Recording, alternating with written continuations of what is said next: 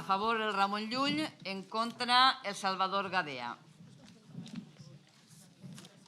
Comença i acaba el Ramon Llull. Salvador Gadea, recordeu que fareu de manera consecutiva segon torn de refutació i conclusions.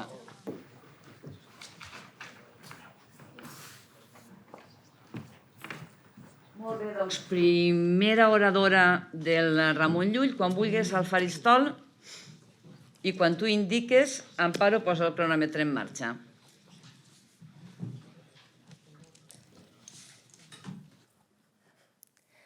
La ciència és la cosa més objectiva que pot arribar a conèixer la humanitat.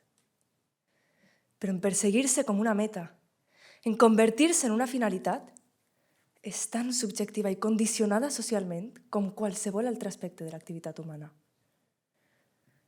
Aquesta coneguda frase d'Albert Einstein ens deixa molt clar que la ciència no està desvinculada de la societat i que si es troba guiada per interessos perversos pot ser tan perjudicial com qualsevol catàstrofe natural.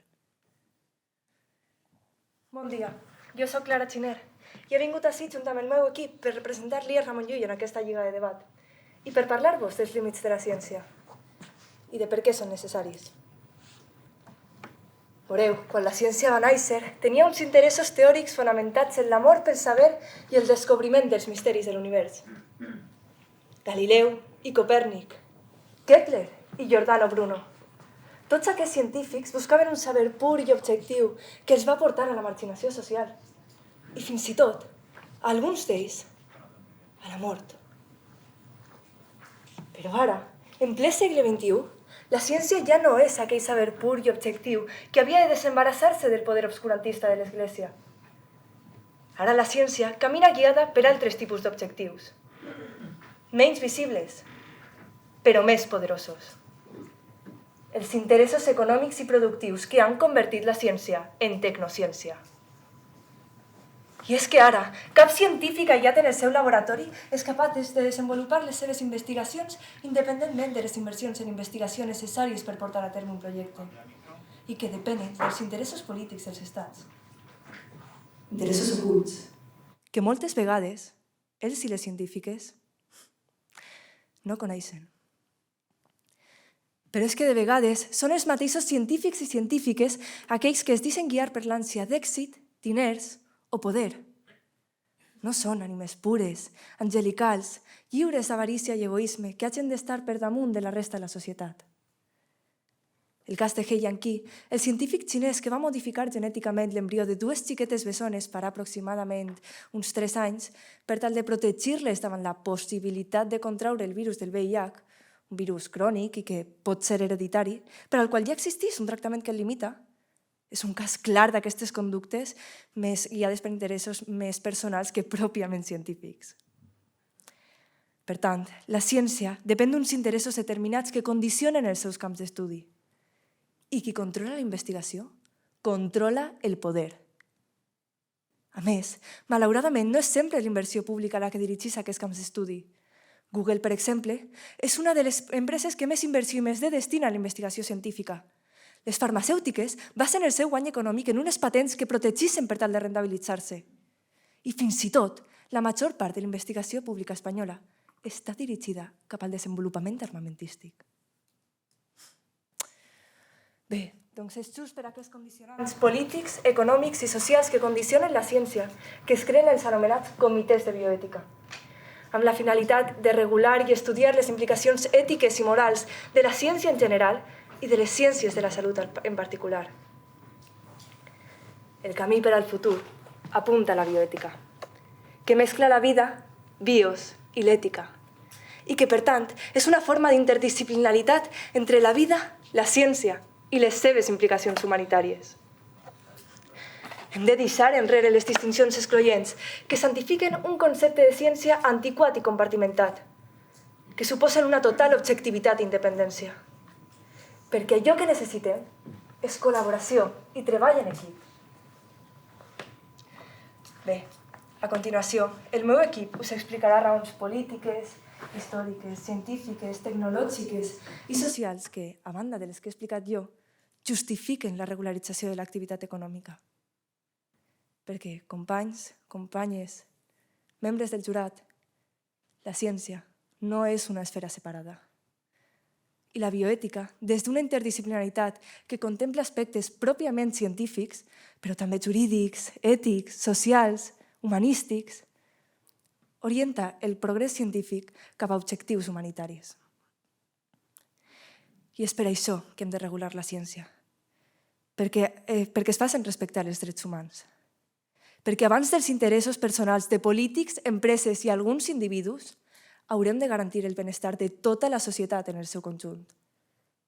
Moltes gràcies i moltíssima sort.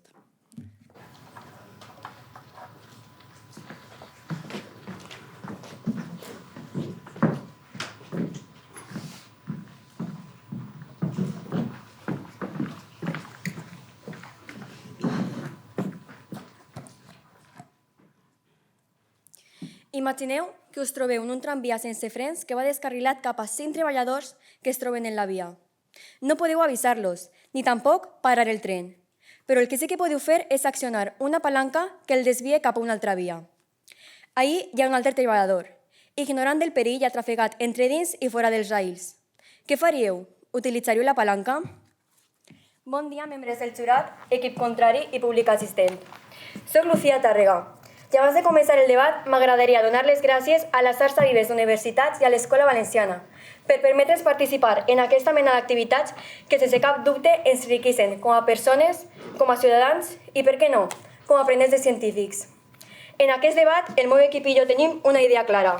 No s'ha de posar límits a la ciència i de fer-ho seria un greu error.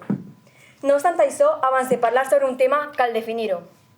Segons l'Acadèmia Valenciana de la Llengua, la ciència és el conjunt de coneixements adquirits per mitjà de l'estudi, l'observació i el raonament, organitzats sistemàticament i dels quals es dedueixen principis i lleis generals, mentre que el límit és el punt on s'acaba l'exercici d'un poder o d'una facultat. Reprenent el dilema anterior, és clar que la majoria de vosaltres formaríeu part del 90% que utilitzaria la palanca, en aquesta situació proposada per la filòsofa britànica Philippa Foot. Doncs aquesta situació, encara que pot semblar hipotètica, no s'allunya molt de la qüestió als límits de la ciència. La palanca no seria més que una metàfora de la ciència, mentre que el tramvia de la nostra societat. Si el tren no s'atura, la naturalesa compleix els seus cicles i els éssers humans continuem naixent, vivint i morint. Però podem utilitzar aquesta palanca per conèixer millor els mecanismes i evitar les avaries. Inclús això comporta incerteses o errors provisionals. A més, aquesta ferramenta no es troba encallada, ni tan sols fora del nostre abast. L'única decisió rau en la nostra voluntat de fer-la servir o no, amb l'objectiu d'obtenir un benefici per a la majoria.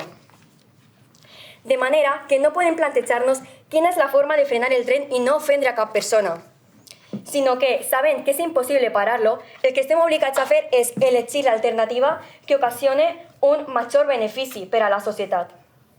Per així, poder continuar amb la cadena d'avenços que mitjançant la ciència hem anat a aconseguir al llarg de la història i que, en la nostra opinió, estem en l'obligació de permetre que pugui continuar desenvolupant-se. Millorar, en definitiva, les condicions de vida dels éssers humans ha sigut, és i continuarà sent la finalitat de la ciència. Per aquest motiu, no hauríem de permetre que cap persona ni institució influïsca en l'encertada decisió de pressionar la palanca, és a dir, d'optar per progrés. No resulta evident que hem de prioritzar aquelles activitats que opten per la millora de les nostres condicions de vida? I si altres institucions decidiren que per damunt d'això han d'estar les qüestions morals o de consciència, què caldria fer? Posar-li un cadenat a la palanca? Fer que el tren descarrile indefinidament? Cancel·lar aquelles investigacions que no s'ajusten a determinat paràmetre ideològic? Seria lògic, just, i en el fons del fons seria ètic subordinar la millora del progrés humà a una religió, a una ideologia o a uns interessos polítics? Per donar suport a aquesta posició, posarem l'exemple de les cèl·lules d'ELA. Cèl·lules que han suposat una millora en moltíssimes investigacions en el món de la medicina. O també el cas del metge hongarès Ignaz Semmelweis, a qui li va limitar el seu estudi per descobrir la causa de mort en l'Hospital de Viena. Així mateix, parlarem de la meravellosa caixa d'eines que ha suposat la tecnologia CRISPR. En els tres casos, els límits imposats a la ciència van o podrien haver ocasionat nombrosos perjudicis. Pot ser el major dels límits no imposat per cap llei siga la por. l'aport de la gent cap a la ciència, per pensar que les nostres vides puguen assemblar-se a les pel·lícules de ciència-ficció, que porten el nom de ciència-ficció, perquè això són, ficció. En definitiva, volem demostrar que l'activitat científica és imparable. Ens ha tret de la nostra condició, és inherent a la nostra condició humana i ens ha tret dels paranys de la selecció natural per portar-nos a una selecció tecnològica i cultural. No es pot tornar enrere. Cada vegada que s'ha intentat posar límits a la ciència, el resultat ha estat un retard i un patiment inútils. Tots els límits han acabat caient. No hauria estat millor evitar una angoixa i una sofrença absurdes? Moltes gràcies.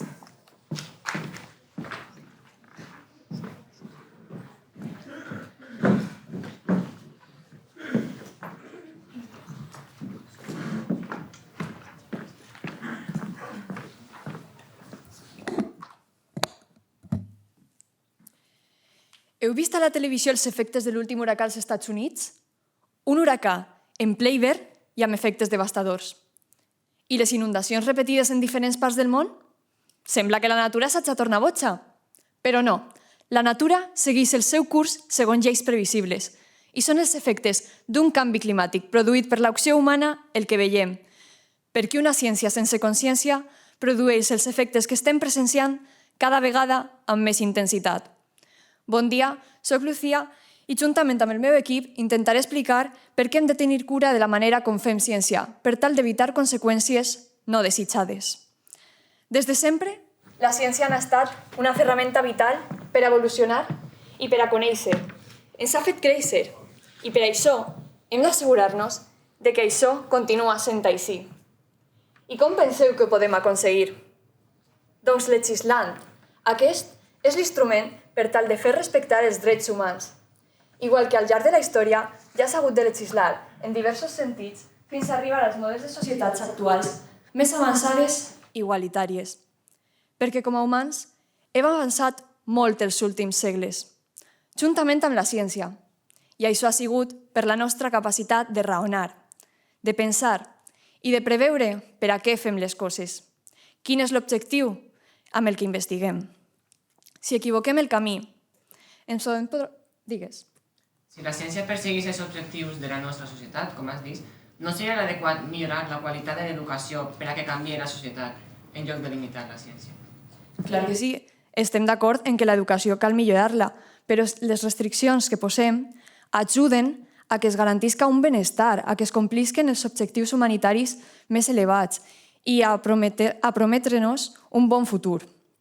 Perquè si equivoquem el camí, poden passar coses ben desagradables, com el cas del psiquiatre Dewen Cameron, que tractava d'eliminar els records dels subjectes experimentals mitjançant comes induïts i tècniques brutals d'aïllament. Però, afortunadament, no va aconseguir substituir els records d'aquests subjectes experimentals. I és per casos com aquest que diem que la ciència ja està limitada al si d'un context social existent i necessitem concebre l'activitat científica, com ha dit la meva companya Clara, de manera integral, relacionada amb els objectius humanitaris més elevats i no abandonar-la a interessos obscurs i perversos. Perquè era difícil veure els efectes socials d'una ciència sense límits, ja que els primers científics estaven moguts per un ingenu afany pel coneixement, investigar per saber més. Però això no és el més habitual a la societat actual. Hi existeixen interessos, clar que hi existeixen, i de tot tipus, polítics, econòmics, socials. La ciència està limitada. No és una cosa aislada, viu a una societat. I és per això que instàncies com els comitès de bioètica que ha anomenat la meva companya Des s'han constituït en temes sanitaris i farmacèutics i són la via de compromís per garantir una ciència més humana. No creieu que les limitacions que esteu proposant van a desmotivar als científics? Perquè anaven a desmotivar els científics i justament el que fan és orientar els seus descobriments i progressos cap a una ciència millor, cap a una societat més avançada i amb millor formes de vida, amb major felicitat dels seus individus.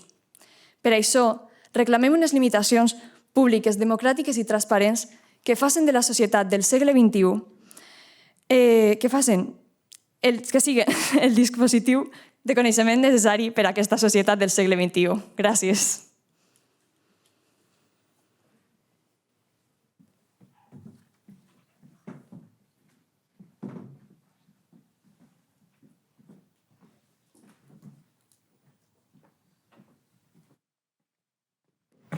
En la introducció, la meva companya ha volgut deixar clar que els límits imposats a la ciència han ocasionat nombrosos perjudicis i no han fet sinó retardar l'avanç del nostre progrés com a societat.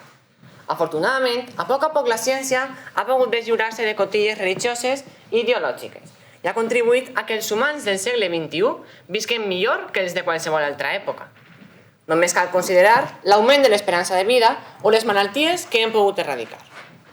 Que aquests avanços no s'hagin pogut estendre per igual a tots els racons del planeta no és culpa de la ciència, sinó de com els poders han gestionat políticament i socialment aquesta palanca del progrés.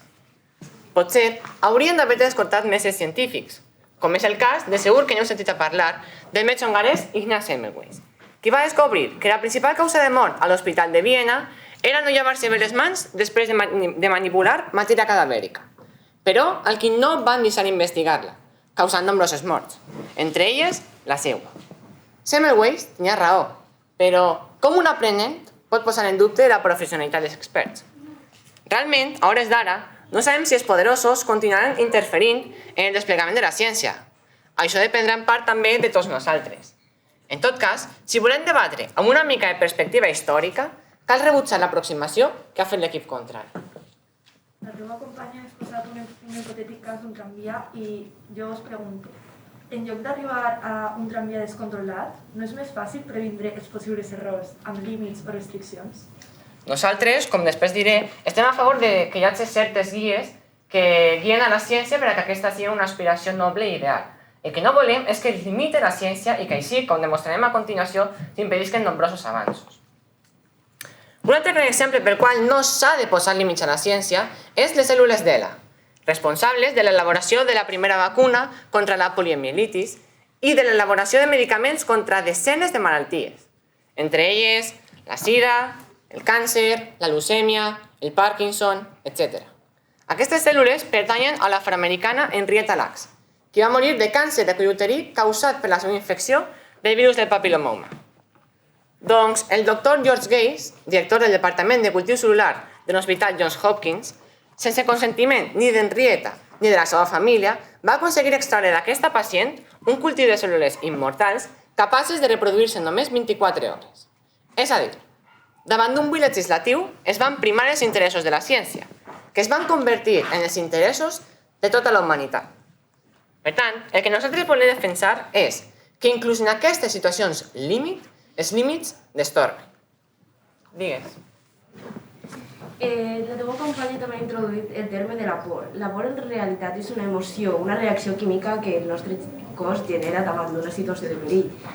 Aleshores, no creus que és lògic tindre por, per exemple, a l'experimentació amb persones que és un poc ètica, que és la que s'utilitza per portar a terme aquests estudis? Sí, però per això nosaltres defensem que el que creiem és, en compte de posar nous límits, tenim que intentar que aquests límits que tenim els humans, com tu has dit, per a la nostra condició humana, no impedisquen la ciència i, per tant, el seu progrés. Per altra part, què vol dir posar límits a la ciència? Tal vegada impedir que els científics pensen i investiguen? O pot ser consensuar socialment com s'ha de fer la recerca i com s'han d'aplicar les seues troballes? La ciència, com a activitat humana que naix de la necessitat de saber, no pot limitar-se. Perquè és l'eina, la palanca, recordem, que ens ha fet humans. Hem aconseguit erradicar nombroses malalties. I ara, una pandèmia ens obliga a acceptar que els nostres cossos siguin anfitrions de la ciència. O és que la majoria dels ací presents no portem la pauta completa? O la pauta de reforç? Sí, el reforç de la ciència. Moltes gràcies.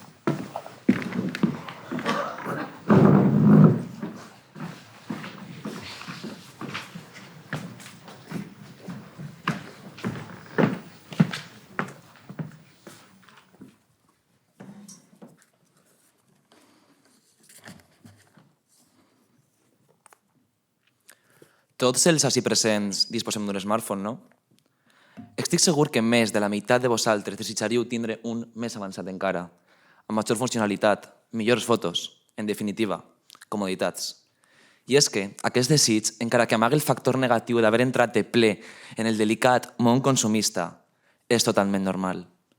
Tots hem pogut comprovar les facilitats extraordinàries que ens proporciona el nostre telèfon dia a dia. L'aplicació favorita de cadascun, per exemple, ens permet gaudir d'unes recomanacions personals que capturen la nostra atenció. Espero coincidir amb la majoria en què a tots ens tornen bojos aquestes comoditats. Bon dia, soc Marcos Ezpeleta i vinc en representació d'Elias Ramon Llull i vull continuar l'argumentació que ja han iniciat les meves companyes. Com és evident, la intel·ligència artificial no sembla tindre límits. Hem pogut saber com les empreses capten de manera automàtica les nostres dades sense el nostre permís quan utilitzen la seva aplicació. I a continuació les utilitzen per a tractar d'oferir-nos unes recomanacions que capturen la nostra atenció, per tal que així continuem utilitzant la seva aplicació. Estic segur que la creació d'aquest entorn digital agradable és irresistible per a tothom. Tot això està fent-se sense el nostre permís. Des d'empreses privades que s'aprofiten dels nous avanços de la intel·ligència artificial per a fer-hi un ús irresponsable i que no té en compte el bé comú. Però, sens dubte, el més preocupant de tot això és que cap institució o organisme està tractant de regular les actuacions de les grans empreses capitalistes. Però que els progressos en intel·ligència artificial tinguin una regulació és una prioritat. I no ho dic jo, ho demanen les pròpies investigadores en intel·ligència artificial de l'actualitat. Per exemple, Francesca Rossi, directora de l'IBM, o la matemàtica americana Cathy O'Neil estan treballant per a retallar els biaixos de la intel·ligència artificial i així garantir un ús responsable. Llavors, on jo vull arribar és que, de la mateixa manera que els desenvolupaments en medicina i biologia tenen una limitació i una regulació legislada a través de codis de bioètica que ja fa anys que s'apliquen i que a ningú ens estranyen, com bé ha explicat la meva companya Clara, hauria d'existir també, en aquest cas, una regularització per a la intel·ligència artificial. Aquest camp d'estudi és l'exemple més clar del que pot ocórrer si no limitem l'estudi científic, de com necessitem evitar arribar a una societat controlada i dirigida tecnològicament. Sí? Per tant, acceptaríeu la investigació o experimentació en tractaments mèdics, per exemple, encara en fase experimental, sabent que poden tindre un resultat negatiu, però que també poden beneficiar a tota la humanitat? D'acord, el que nosaltres faríem és sotmetre qualsevol decisió científica a discussió pública. Elaboraríem uns comitès de bioètica compostos per científics i per experts en tots els àmbits per tal que arriben a una conclusió satisfactòria per al conjunt de la societat consensuada. Sí. Heu parlat dels comitès de bioètica. Aquests estan formats per científics. Per què si confio en aquests científics no confio també en els científics? D'acord, com dit abans, els mateixos científics són els que estan reclamant una limitació per als nous avanços. El que faríem és que es juntaren científics de punts de vista diversos i que arriben a una conclusió consensuada, que s'establinen com una mena de drets humans, però drets de limitació científica acceptats universalment. Per tant, no caldrà limitar aquestes actuacions abans de patir conseqüències greus? Veig necessari acotar immediatament tot aquest àmbit d'investigació descontrolat que suposa la intel·ligència artificial, ja que, en un futur molt aviat, constituirà i regirà el món en què hem de viure. Perquè, companyes i companys, estic segur que en un futur no voldrem ser esclaus de les nostres pròpies creacions i no voldrem estar sotmesos a la intel·ligència artificial. Moltes gràcies.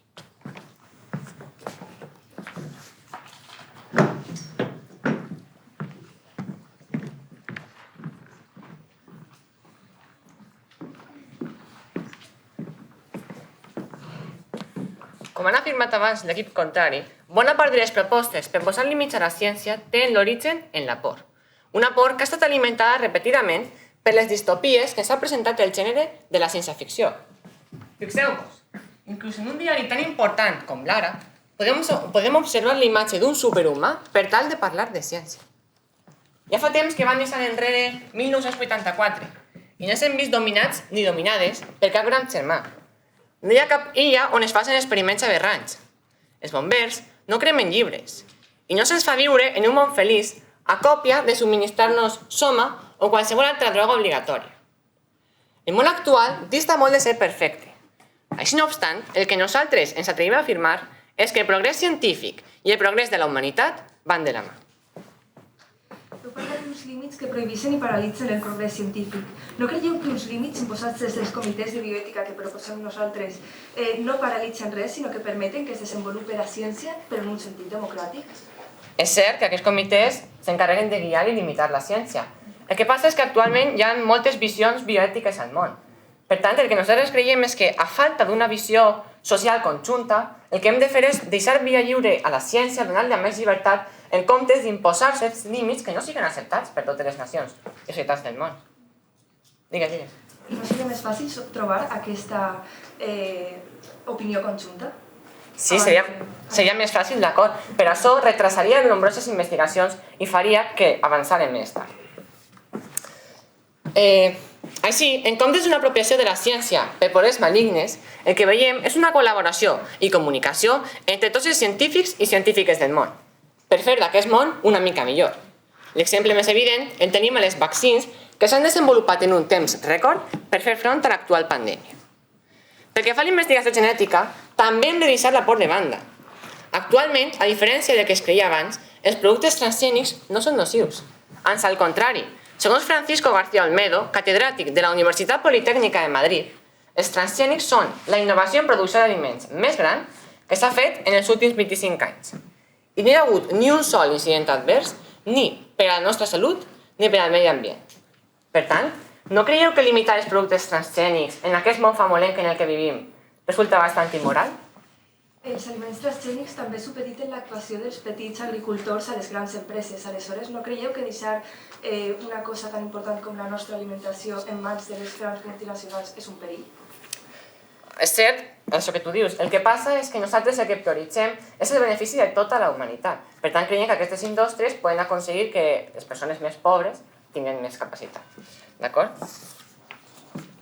A més, una de les aspiracions més esperançadores d'aquesta branca de la ciència és la tecnologia CRISPR, que en biologia molecular permeten editar l'ADN genòmic tallant de determinades seqüències de manera que la cèl·lula intenti reparar el dany que patís. Amb això es modifica el genoma humà no pas per crear monstres, sinó per curar. Doncs aquests CRISPR són unes autèntiques tisores genètiques i l'única utilitat que conceben els científics és aconseguir que aquestes tisores tallen el millor vestit per a cada persona que patís una malaltia o una dificultat. Creiem, amb Eduard Carbonell, que una ciència sense barreres i posada al servei de la societat és el que ens fa més humans. Per sort o per desgràcia, l'Homo sapiens va ensenyorir-se del món quan la selecció natural va passar a estar acompanyada d'una selecció científico-tècnica i social. Com afirma, en el fragor d'un debat similar a aquest, un dels personatges de la narració, L'instrument del diable de Martí Domínguez, la ciència no té res de què avergonyir-se, ni de les runes de Nagasaki. Moltes gràcies.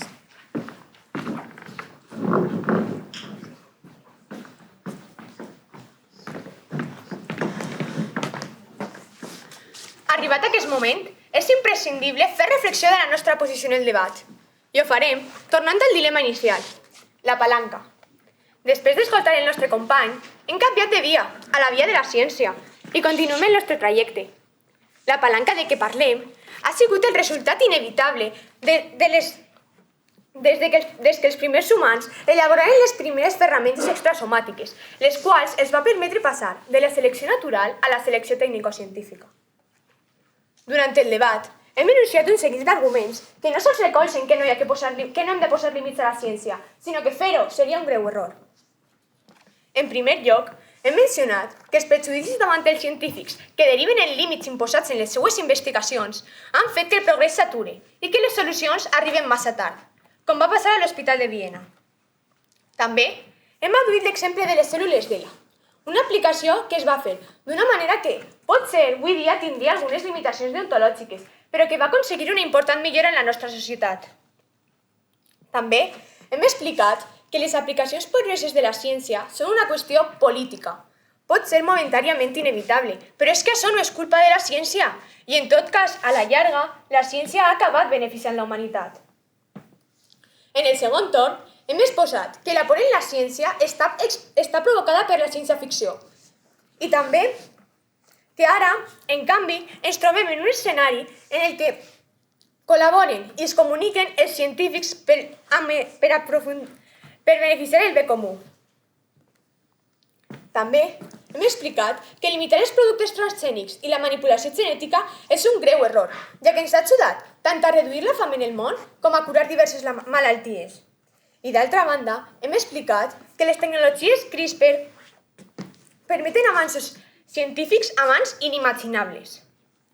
I per últim, hem recordat que ara mateix la humanitat es regeix per una selecció tècnico-científica que va provocar passos antinaturals des que vam aconseguir alliberar-nos de la selecció natural. Per tant, si continuem posant límits a la ciència pels possibles riscs que puga comportar o per les pràctiques suposadament contra natura que es deriven de la seva utilització, ens trobarem que això fou exactament el que es passà als científics del segle XVII, Miguel Servet i Andrea Besario, que foren condemnats per investigar obrint cossos, pràctica que es considerava aberrant i que, en canvi, actualment és la base de la medicina des de primer de facultat. Facultats que no necessiten límits, sinó honorar i continuar la tasca dels científics, com Edward Wilson i Francisco Mojica. A més, com diu Stephen Hawking, la pròxima vegada que algú es queixa que comés un error, diga-li que pot ser algo bo, perquè recorda, sense imperfeccions, ni tu ni jo existiríem. Moltíssimes gràcies.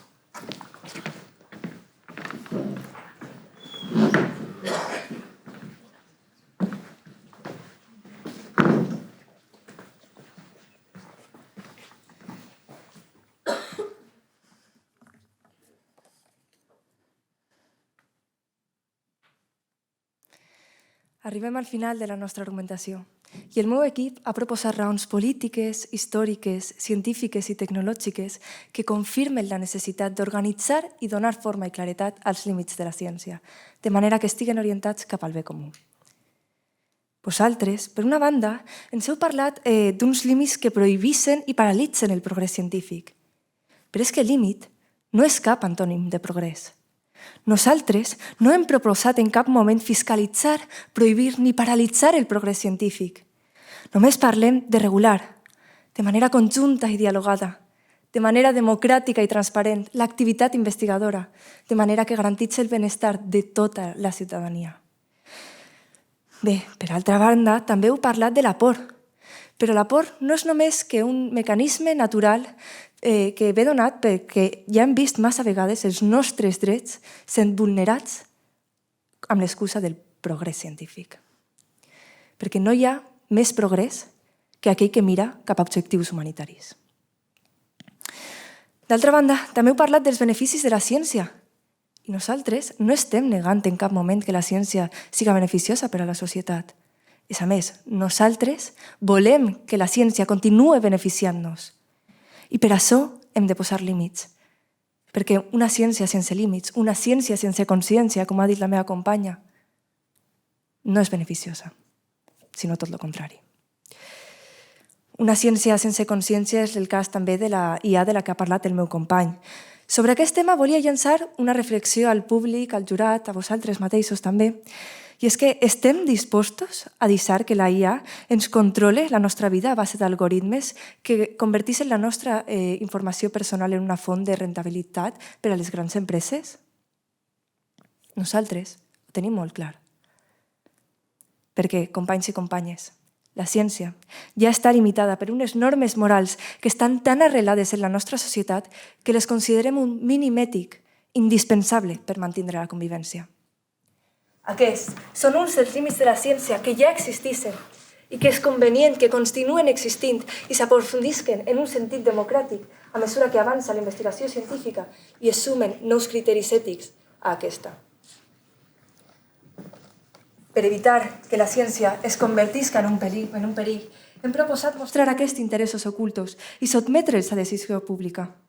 Hem reclamat transparència i democratització a la ciència. Perquè la ciència, com la resta de subsistemes de coneixement, ha d'estar sotmesa a criteris democràtics i transparents de decisió pública. Moltíssimes gràcies.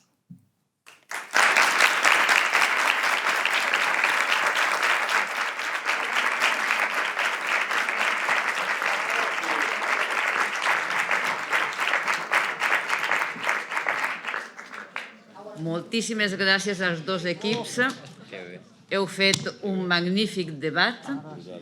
L'enhorabona més sincera. Tanquem la fase de les semifinals, deliberarem i tot seguit anunciarem els dos equips que passen a la final.